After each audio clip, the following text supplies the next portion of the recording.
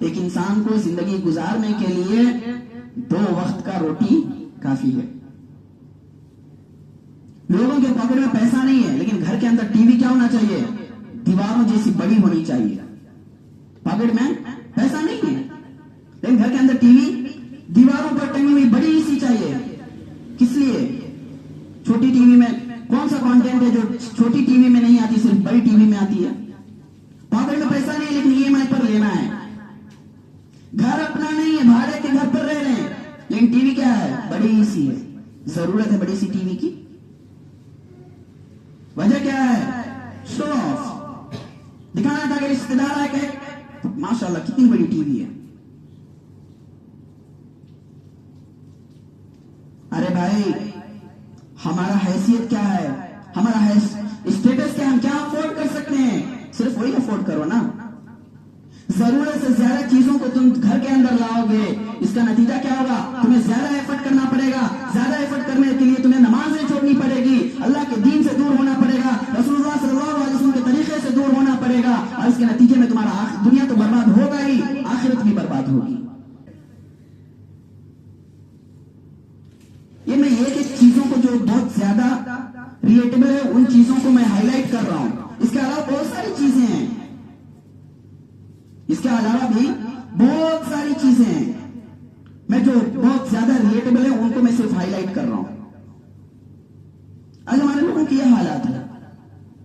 تو میں نے کہا نا کہ لالچ آج ہمارے اندر بڑھ چکی ہے. کسی کو عزت کی لالچ ہے، کسی کو شو آف کی لالچ ہے، کسی کو پیسے کو جمع کرنے کی لالچ ہے. اور یقین جانیے جس کے اندر بھی لالچ ہے وہ مکمل مومن کبھی نہیں ہو سکتا، وہ کامل ایمان والا کبھی نہیں ہو سکتا. صحابہ کرام کی زندگی سے سیکھیے.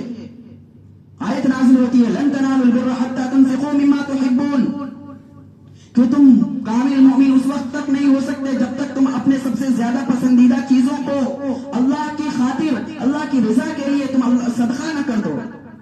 صحابی دوڑے چلے آتے ہیں اللہ کے رسول صلی اللہ علیہ وسلم کی خدمت میں، عرض کرتے ہیں اے اللہ کے رسول صلی اللہ علیہ وسلم، ہم نے سنی ہے کیسے اس آیت نازل ہوئی کہ میں اپنا سب سے محبوب چیز جب تک صدقہ نہ کروں گا اللہ کے لیے میں کامل مومن نہیں ہو سکتا. اللہ کے رسول صلی اللہ علیہ وسلم فرماتے ہیں ہاں ابھی آیت نازل ہوئی ہے.